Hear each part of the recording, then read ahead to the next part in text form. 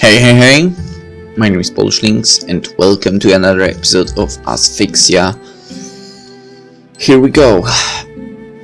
Percy. So, we're supposed to be examining the effects of glaciation in the surrounding area. I feel like I'm turning into a glacier just standing here. I'm going to walk around a little. I need to get blood flowing in my veins. What would you need that for? I thought cold and ambiguously undead was part of your aesthetic. Ouch. It is, but even I have my limits. Pale and interesting is one thing, but catching pneumonia is another. Percy frowned. Percy frowned a lot, which was nothing short of tragedy, given how sweet her face was. It must have been because she spent so much time in Georgia's company.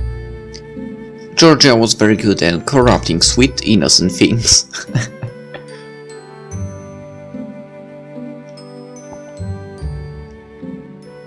Not that Persephone was entirely innocent. Whenever she was brought to the subject of police brutality, the meat industry, increased student loss, or the deplorable way the government kept cutting benefits for the disabled, she became so vehement she could stun even Georgia into silence.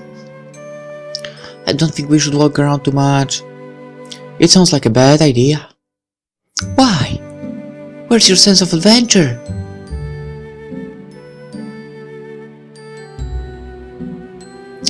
Neat, I remind you, Georgia, we are on a school trip. There are certain guidelines that need to be followed. We can't go wandering off by ourselves. We might get separated from the other groups, and I don't want us getting lost. You would say that, Bobby. You're such a killjoy. I'm not trying to be a killjoy. I'm just being sensible. So what you want, but it all amounts to the same thing. So the first activity we're meant to do is... Percy frowned, holding the sheet Miss Pope had handed to her close to her face. The wind was cold, and it stung her fingers, blistering her knuckles so they turned pink. The worksheet flapped in the breeze, as though desperate to escape from her grip.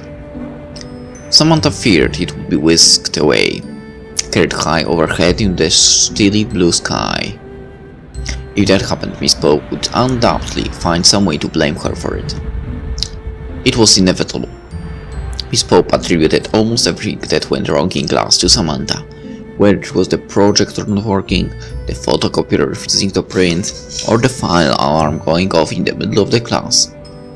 Samantha sometimes wondered whether she should feel flattered that Miss Pope considered her a talisman of his misfortune. Maybe it gave her a certain kind of power beyond her schoolgirl status, with her racked up socks and freckled face. Can't hurry up, Percy. Tell us what we need to do so we can go and get it done, and do it now, please. I'm going to die of exposure out here. Samantha didn't often like agreeing with Georgia.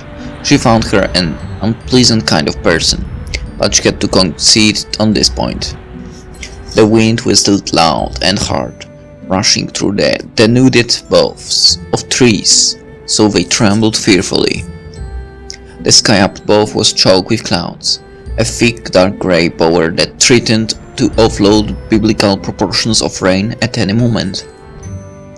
Samantha shivered.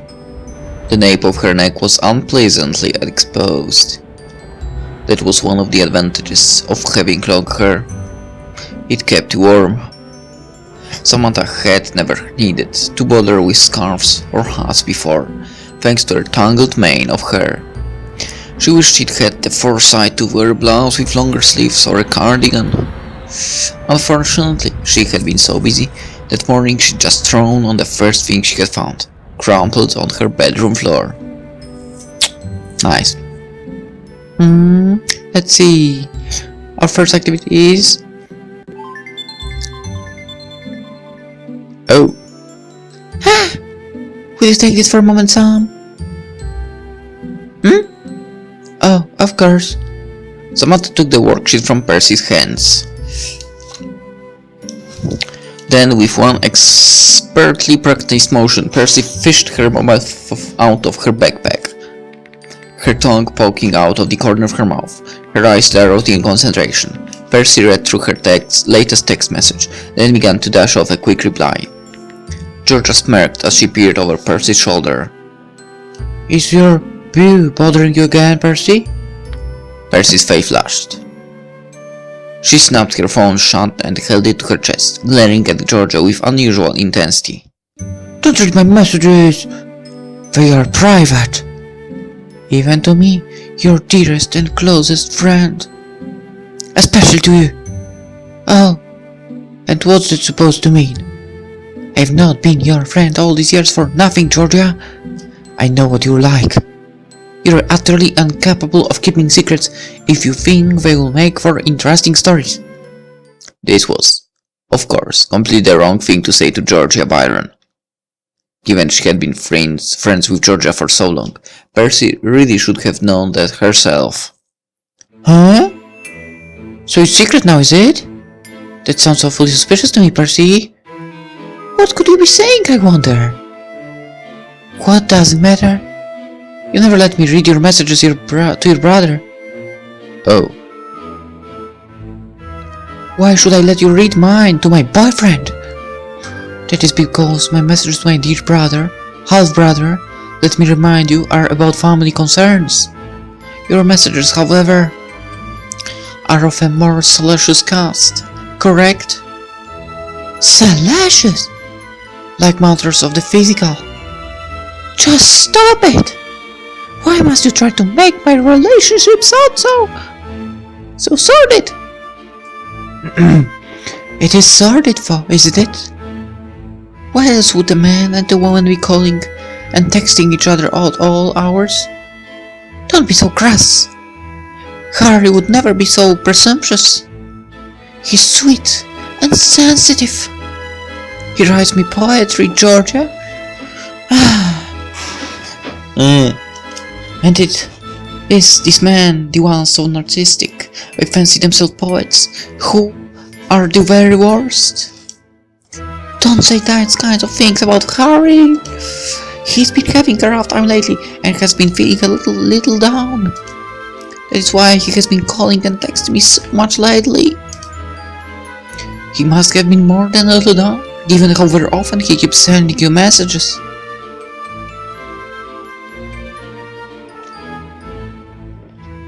Okay, Georgia. Okay, Georgia. You might not know that, but a man in love will put away everything to be in contact with the person he loves. Truly. Well, but yeah, she might not know that. Your phone was speaking so much on the bus I couldn't focus on my book. Of course, Georgia would be able to read on the bus. She was the kind of person who didn't get trouble sick. She was just too self-assured to suffer from such an affliction. We have a very strong bond, that's all. Harry tells me everything. That is how close we are. I know from the bottom of my heart that Harry is the one for me. My other self, my platonic egg, my soulmate, if you will. Georgia sighed. She looked distinctly peeved, more exhausted than irate. For a smart girl, Percy, you can be awfully stupid sometimes. What do you mean? You are so idealistic. It's like you don't even live in the real world. Despite your declarations that Harry is your soulmate, you've never even met him in real life. What? For all you know, he could be a serial rapist. Oh, don't say such hard things. How can you even make that accusation, and so boldly too? You don't know anything about him. And neither do you. Not really. I know enough. I'm not a child, Georgia. No, you are not. But between the two of us, who has the most experience with the opposite sex? Well, a Exactly. And that's not something you should be proud about, I think. And can't you see the warning signs? Warning signs? What warning signs? The guy keeps threatening to kill himself. Don't you think that's just a tiny bit manipulative? Just a tad? It isn't manipulative. He's just a very emotional person. He feels things deeply like I do. We're a perfect match. Well, if he's as foolish as you are, perhaps that is true. Samantha watched the exchange between the two girls, occasionally broken by beeping from Percy's phone, as another message from the mysterious Harry was beamed through the stratosphere. She did not particularly want to get involved in the matters of adolescent romance. She had enough worries of her own to deal with without prying into anybody else's. Roberta, however, did not seem to share Samantha's reservation. She was looking more and more impatient by the second, hands on her hips, foot tapping against the ground. Finally, it seemed she could take it no longer because she snapped. Hey! I thought we had work to do. Can we save all this chatter for a more appropriate time? Oh! Percy jumped, eyes wide. Had she forgotten where she was? Heard she opened her phone and finished her latest text, then sent it flying into the ether with a decisive click of a button. Then once more, with a snap, she shut her fancy phone and slid it back into her bag.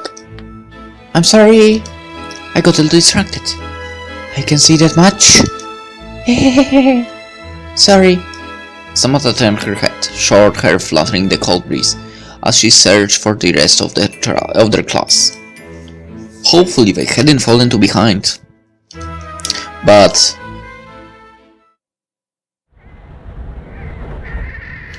Samantha looked to the left, then she looked to the right. She turned about in neat 360-degree circle, inspecting her surroundings. But, well, there was nobody else there. Their fellow classmates had vanished into the air, swallowed by the hills and valleys of the sprawling countryside. Did that mean they had been left behind? Samantha bit her lower lip. The color bled from her face until her cheeks became ashen.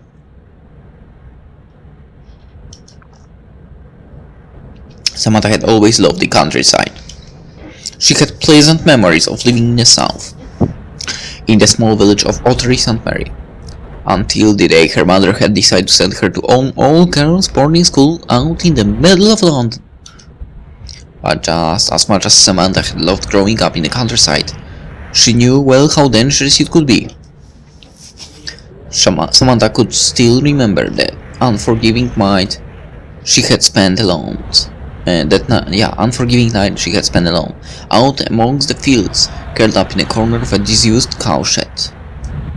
She had quarreled with her older sister, and the argument had escalated. Full names had been exchanged. Hair had been pulled, and arms had been scratched. Fearful that her mother would punish her for her misconduct, Samantha had later fled. She ran out into the surrounding fields, even though the darkness was beginning to close in. She had shivered fitfully and fallen in and out of hazy, feverish dreams curled up in the corner of the dilapidated cowshed with a hole in the roof. When the morning broke, she had been so frozen through with cold, she had been unable to stand. I've never really run away from house. I wonder how it is. If she hadn't been discovered by a passing grumbler, Samantha feared to think what might have happened to her. She could have died. And so it was that, even when Samantha realized they were stranded, she started to do what she did best: panic. Hey? You guys? What is it? I don't know if you realize yet, but we are the only ones here. Hey? Roberta and Georgia instantly stopped arguing. Both then turned to look at the other. eyes slightly wider than usual. Like Samantha, they turned to survey their surroundings. The horizon was endless, stretching out in an unbroken expanse of trees and hills, but there were no people. Not for miles around. Everyone had vanished like ghosts. Visions, apparitions, as though they had never been there at all. Roberta was swallowed hard, her lashes trembling. Georgia looked unusually abashed, her gaze dropping down to her shoes, which was a first.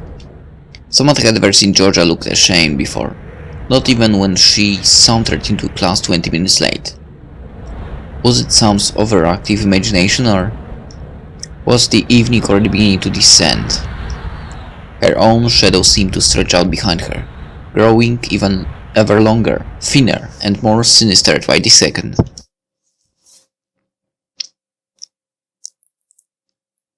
I can't believe it! When we actually need to use your phone, it's out of power? This is like something from a bad horror movie. I'm sorry. Percy looked down the floor, shamefaced, scuffing the ground with the tip of her trainer. If I had known we were going to get lost, I wouldn't have spoken with Harry so much on the bus. Curse that Harry. How will you torment me even in your absence? If you weren't some enamored with that stupid, simpering fop, we would be in this situation. We'd be able to call for help, and we wouldn't have to wait around in the god-forsaken countryside, getting colder and colder with every second. Fuck! With this sudden exclamation, Georgia spun about and kicked an nearby tree. Hard. Samantha watched from a safe distance, impressed and ever so slightly terrified. She had no doubt that, if that kid had come into contact with her, a few of her ribs would be broken right now. Yeah, right. Hey! But Percy was a braver person than Samantha, at least when the topic of her true love came up. Don't blame her for this. He isn't stupid or simpering. I love him. Maybe you do right now, but that will wear off in time. It always does. That's such a cynical way of looking at things. Just because you feel that way, it doesn't mean I do. You don't want to hear the truth? I'm sorry. True love does exist, and you'll find your Prince Charming out there someday. And while I'm at it, do you want me to confirm the existence of Santa and the Easter Bunny too? It's all well and good acting so high and mighty, but I don't see you doing anything to help us. That's right. If you are so smart, Georgia, why don't you try to fix everything? Where's your phone? I dropped it in the swimming pool last Saturday. It's already dead. Why do you even take your phone to the pool with you? Georgia shrugged. I don't know. To show off the other girls on the swim team, I guess. It was the latest model. And how much did it cost you? I don't want to say. Just think about it makes you wanna cry. Percy rolled her eyes. And you say I can be stupid sometimes. How are you even able to afford all the expensive things you break and lose? Your family is not that rich. You're not, but you can get pretty far in life when you're literally a lady. Lady Byron? Sounds kind of cool, huh? Like a mistress in a gothic novel. It makes me feel like I should be living out in the wild moors, in a mansion, a mad wife in the attic, and a bunch of deformed servants to do with as I will. If there was one thing Georgia was proud of above all else, it was that title. Samantha had heard rumors that whenever Georgia went into Starbucks, she was stipulated that the barista had to write Lady Byron on her cup. Well, given that she was lady in the name only, with no money at all, she probably had to get her kicks where she could. And what about you two? Do you have your phones? I didn't bring it with me. I forgot. Well, I can't say I'm that surprised. Since you managed to forget to bring half your hair with you, my hopes weren't high. Samantha brought a hand to her hair, frowning. This really looked odd, but no, it didn't. And what about you, Bobby? You're sensible, right? You remembered to bring your phone, didn't you? Of course I remembered. Unlike some, I'm not so scatterbrained that I'd leave it at home, and I wasn't clumsy enough to drop it in the swimming pool either. Oh, good job, Abby. I could almost kiss you. Please don't. And don't call me Bobby like we're friends either. Madame, you wound me. And yet, despite her protestations of the most horrible heartbreak, Georgia seemed to recover from being rebuffed incredibly quickly. Is Bob alright then? I knew it. I knew she would try this. Even worse. With a long-suffering sigh, Roberta drew her phone out of her pocket. It was not quite as sleek or shiny as Percy's, and was undoubtedly less expensive than Georgia's had been. Rest in peace, but it was more than capable of getting the job done. It's a good thing one of us has a functioning phone.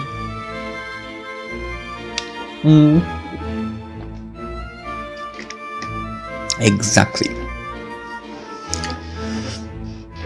That's what I'm saying. The most important thing is for it to be able to call and to send text messages. And currently also to have a GPS, to be honest. And so you could check location and maps and so on. But the rest of it kind of useless. Well, maybe also an alarm, but yeah. Aside from that, there's so much useless stuff on phones that it's ridiculous. And yeah, batteries are dying too fast. Unless you have a certain model. I mean, not model, but a certain type that don't really have. Unless also you don't have much applications. That's also a thing. Yeah. You better thank me for this, Georgia. Not like I'm doing it for you anything. Hey, are you trying to guilt trip me? Maybe? You deserve to feel guilty every once in a while. It will work wonders for that ego of yours. You're even more egotistical than I am, Bobby. You just hide it better behind that old lady facade of yours. Old lady? That's right. You're just like Lillian. You're both so stuffy. Arrogant too. I'm nothing like Lillian. You are. What was it the pair of you said when you were running to be on the student council? That you were going to do your best to represent the student body and to stand up for us when we were being unfairly persecuted. You want to keep a bear in your room, you cretin. Of course we're going to refuse. But the student couldn't convince us we weren't able to keep cats or dogs. It didn't say anything about bears. What? That's because we assumed wrongly, it seems, that nobody would be stupid enough to assume those rules did not logically extend to bears. My. Somebody's touchy. I'm touchy because I'm trying to concentrate, and your antagonism is not helping. Concentrate? How hard can it be to find a phone number? You did save Miss Pope's number into your phone, didn't you? Of course I did. I'm simply having some trouble because you are distracting me.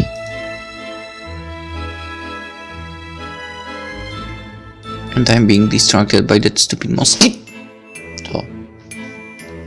Then hand over your phone. I'll call her for you. What? Hey, wait, what are you doing? But Roberta's cries fell on deaf ears.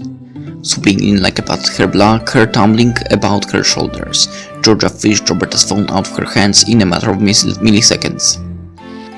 Oh, now this is interesting.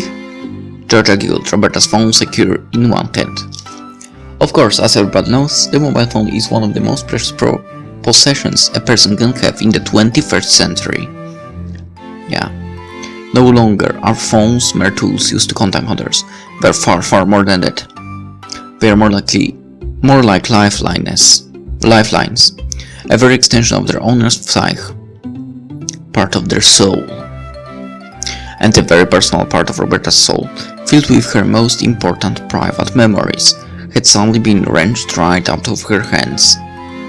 Naturally, Roberta was upset about this. In fact, upset was an understatement. She was almost livid with rage. "Georgia, give it back! That's personal."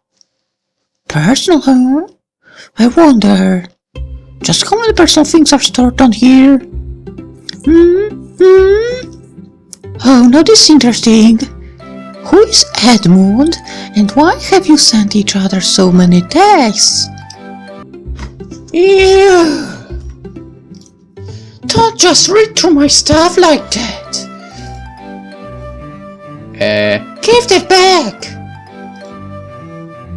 "Georgia, this is really too much. You shouldn't just steal a girl's phone like that." "But why? Bobby deserves it. It's 'cause she's always so uptight. I'm uptight because I have to spend time with you. You always try and provoke me. Only because I always get the reaction. You must not be very smart, Bobby, if you don't even know that. Don't try to blame this on me. This is your fault. Can't you two set your differences aside for once?" "Exactly. We need that phone. It's the only way we can call for help." "Oh, are you getting worrisome? I bet you wish Lily were here to hold your hand, right?" Dad, Lillian has nothing to do with this! I don't want to talk about it!" "Because she hung out to dry too, huh? Just like she did with Percy."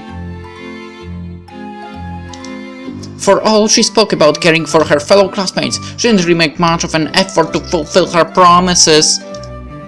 This has nothing to do with Lillian phone or the student council or anything.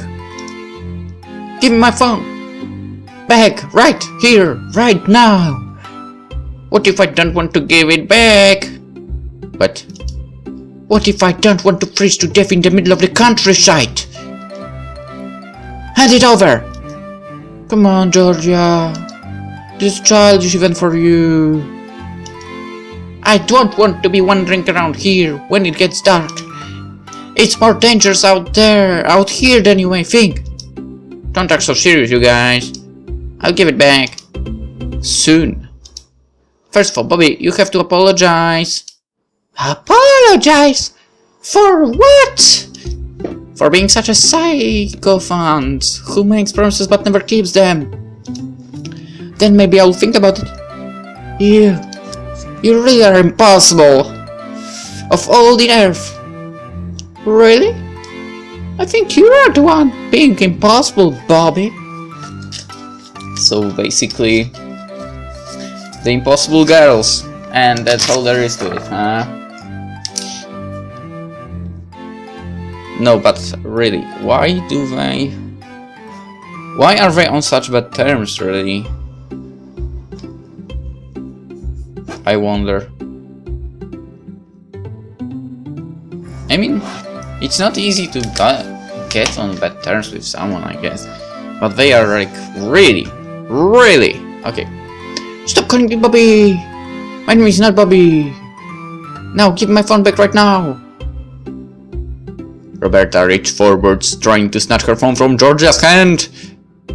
Georgia stepped backwards, trying to hold the phone out of Roberta's reach, and moved doomed to failure. Really, given Georgia was quite a bit shorter than Roberta was. Roberta's hand collided with Georgia's. If they had been actors in the movie, that moment of impact would have been shot in a close-up in slow motion. No! Roberta could only watch, eyes wide with horror, as her phone flew out of Georgia's grasp, making an elegant arc in the air. Percy moved forwards, attempting to catch it before it hit the ground, but it was too late. Percy had always been dreadful at sports. That was the main reason she had been bullied so terribly in her PE class. She couldn't have caught a ball to save her life. And she certainly could not have caught that phone either, even if it could potentially have saved the lives of 4 people. The phone hit the floor, hard, but not with a thud, as one might have expected. Instead it landed with an unpleasant squelch. Oh. That must be a terrible feeling. Well, it was similar kind of sound that was made when Shu sank into mood. And all 4 girls looked down the ground in almost perfect unison. There lay Roberta's phone, the extension of Roberta's soul, their final link back to their civilization, the only sign of the 21st century for miles around. It was resting neatly, almost as though it had been preordained by some greater being. Right in the center of the large, dark, brown cow pat. Oh, for fuck's sake! Yeah. Roberta was kneeling down the ground, trying to clean the manure off her phone by wiping it against the grass. She had been doing so for the last 10 minutes, but the dirt didn't seem to be shifting. Perhaps if Roberta had not been holding her phone pinched in between her thumb and forefinger, as though it was something diseased, the process would have been a lot quicker, but who wanted to touch manure exactly? Roberta certainly didn't. No one would like that. At least I want to believe that nobody would like to do that. Do you think this is going to work? I have no idea. This is somewhat beyond my area of expertise. So I guess even the great Roberta Sauté does know everything. Roberta got to her feet and glared at Georgia, her face a picture of rage. You know what, Georgia? Why don't you just shut up? This is all your fault, you know. Huh? I don't know about that. Is it really? Yes, it is. You know damn well it is. Can't you even take responsibility for your actions? But responsibility is such a boring word. You have to... What? Do you have anything particularly insightful you would care to add to this conversation, Sam? Well... Samantha took a step backwards, her hands behind her back. She'd never seen Roberta look so angry before. The dependable, motherly image she had once had of Roberta was slowly beginning to fall away, piece by piece. I just thought it would be best if we didn't argue. We can assign blame later, but for the moment this isn't going to get us anywhere. That's right, Bobby. It's all swings and roundabouts, you know. And what the hell does that mean? Instead of standing around here pointing fingers, we should be doing something productive. Isn't that a mature adult thing to do? Now look here, Lady Byron.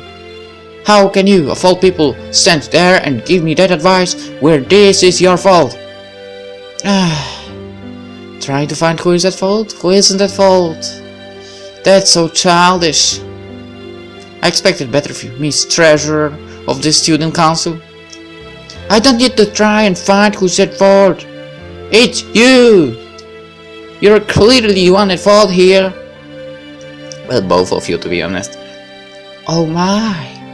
Trying to vent your frustration on poor innocent old me? I suspect if I must be the sacrificial lamb to keep the party spirit high, I do not mind. Cut me open and feast on my flesh, if you will.